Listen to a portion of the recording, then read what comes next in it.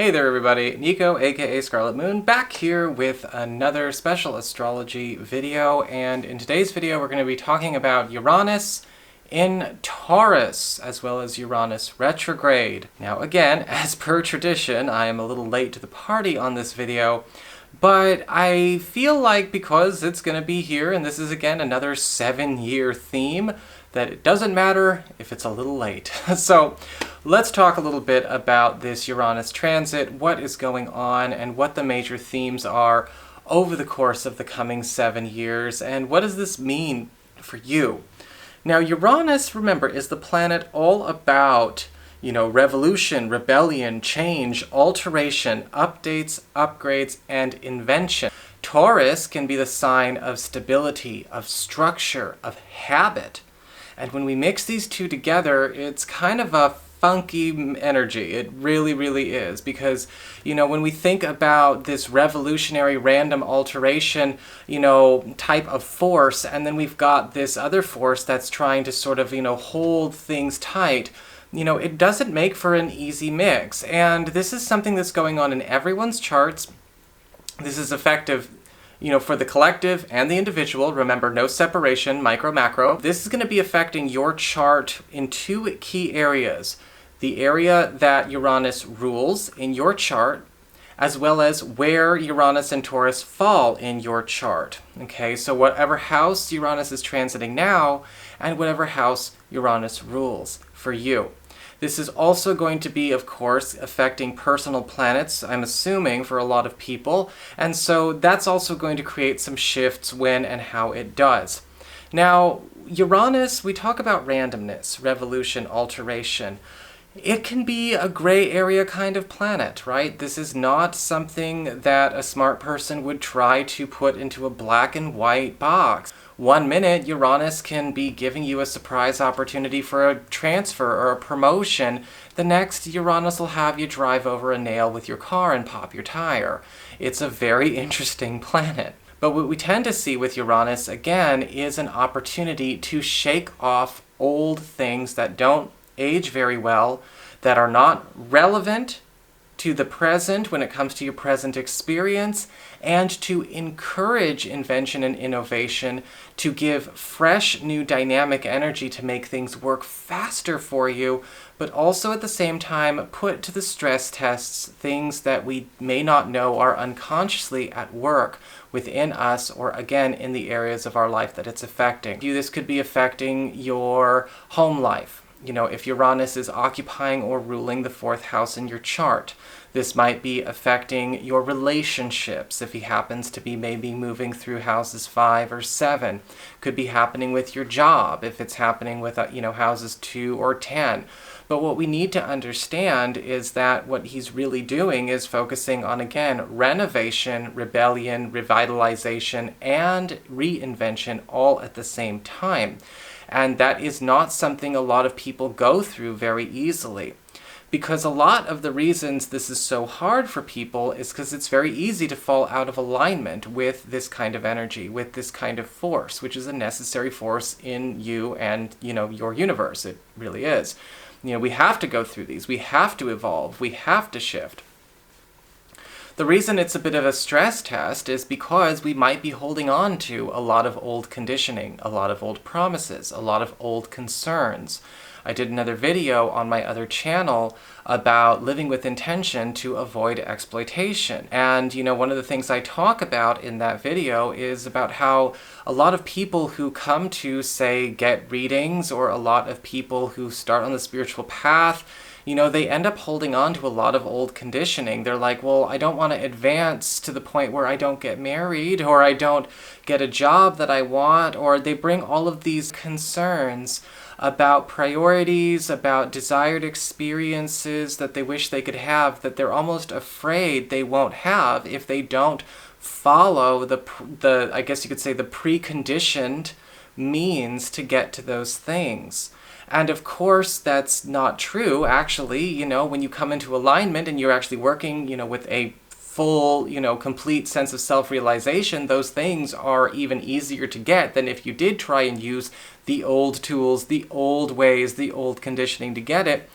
But again, that Taurus energy is at work right now. We all have Taurus somewhere in our chart. We all have Taurus, occupying or influencing a certain house of our chart. And there can be a resistance to that, right? There can be a resistance because we're afraid to learn a new way to do things sometimes. We're afraid to learn a new way to do marriage or parenting. We're afraid to, deviate from something. Maybe there's something we idolized from our past that we never got to experience. We saw another family have it that way. We liked something we saw on TV, or nostalgia berries. We need to also think about how Uranus is pushing for evolution, so those things can be realized without having to, again, rehash and redo things according to the way we were conditioned it was supposed to go. So all of the while we have Uranus doing this, it's also tearing down certain structures. In this case, it would be the structures that we thought were the only way we could actually achieve our goals or we could do anything. It's kind of like when we talk about the institution of academia. When I was growing up, it was all about, look, you either went to college or you just sort of rotted in the street. Now it's completely different, and my English major is useless. And here I am making YouTube videos for you. And we have this, interesting sort of shift where it's like, no, you didn't need to go to university to do what you're going to do. You just thought you had to do something a certain way to achieve a certain goal that you wanted to meet.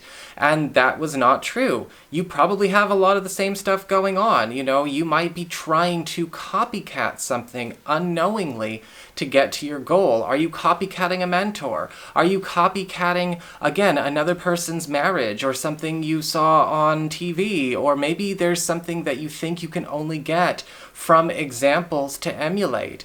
No, not true. The originality, the inventiveness, and the innovation of Uranus is going to be putting all of those structures you depend on to see your goal to a serious stress test. The nice thing about Uranus is that he tends to favor those who are ultimately willing to go their own way, to change, from, look, I don't need to depend on an external ego mass or be a part of a certain network or, do things according to a certain means in order to get my way. I don't have to embody a certain role or, again, keep my head down and do the noble cog in the machine thing anymore. And that's the nice shift here. It's that Uranus favors those people more than the others. It'll be an interesting couple of years. Uranus retrograde does take a lot of that random out of it. It does actually lessen up on the stress tests, but because that's his energy focusing now on the internal instead of the external. And you can count on this happening pretty much every fourth quarter of every year for the next 7 years. Uranus retrograde now turns it back on you, on each of us, and goes, hey, how good are you at integrating this newness, this freshness, this innovation, this originality, this freedom? How good are you at actually integrating it? Is it something that's only on the first couple of layers, on the surface? Do you still have some internal stuff going on that's working itself out, or maybe, again, piloting the ship in directions it shouldn't go? We're going to, shake that up a little bit and see if we can dislodge any of these stuck behavioral patterns, these stuck reaction formations. How are we going to be able to help you, to start living again a more authentic and self-realized life from a place of, again, realized core true identity outside of conditioning, outside of all the extrospection of I must be this because this is what I see on the external. And we're going to let you try and figure this out your own way. The thing is, though, is that we've got to be careful during Uranus retrograde as well, because if something is not fully integrated, right, then we will fall back on familiar habits. That's just how we are, it's something that we have to evolve out of.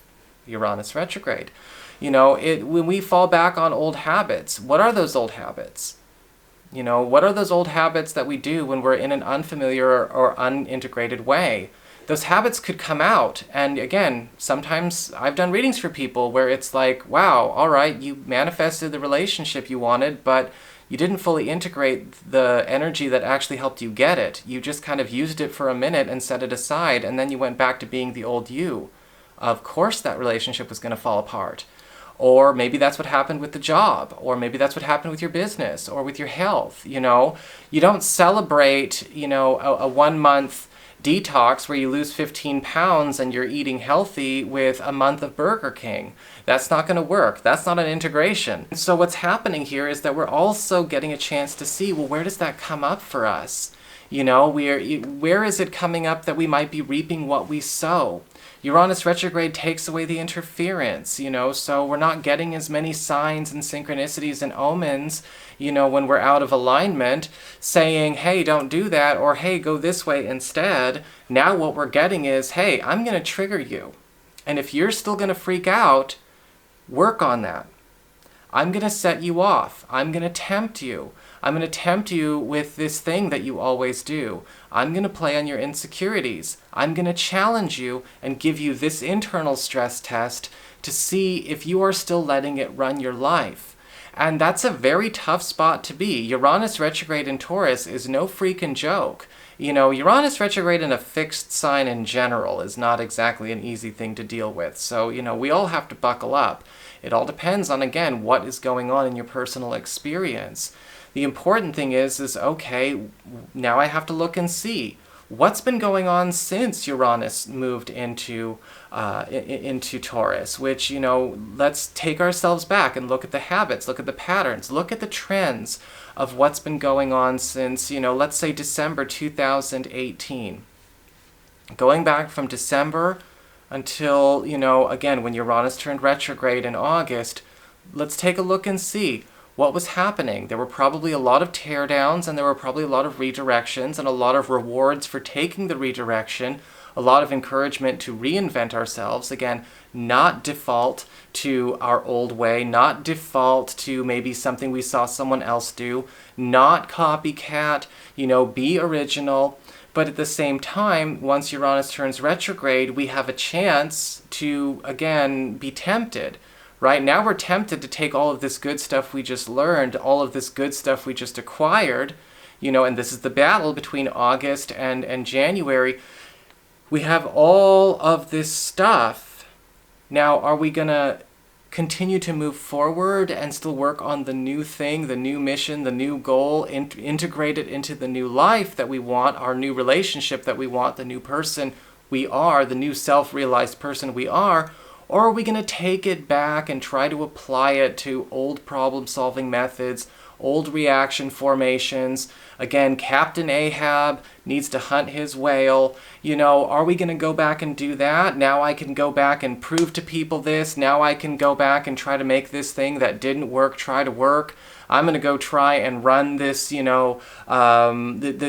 new program or this new operating system on the dead computer that I have in the attic. And Uranus retrograde does this not to be a cruel bastard. We have to be tested, right? We have to be able to look and see, all right, wow, am I still trying to, operate through the, the part of me that was unconscious? What are the things that are still playing out? What are the things that just start automatically happening when I react or I get stressed out, or again, I fail to integrate my, the new healthier habits, the new updated expressions of self, the parts of me that are actually functional and working and balanced and keeping together in this area of my life? What happens if I try to apply them to something that was made of dysfunction? What happens when I try to apply them? Well, they end up getting a lot of, they end up actually being challenging to you, because you may find that you don't know what the right answer is in the beginning. You might not know. You might not know because a lot of this feels very repetitive. You might feel like, well, geez, it feels like I'm going back and forth, 2 steps forward, 2 steps back, 2 steps forward, 2 steps back. The answer is in what program is running inside you, all right? What are you really trying to do?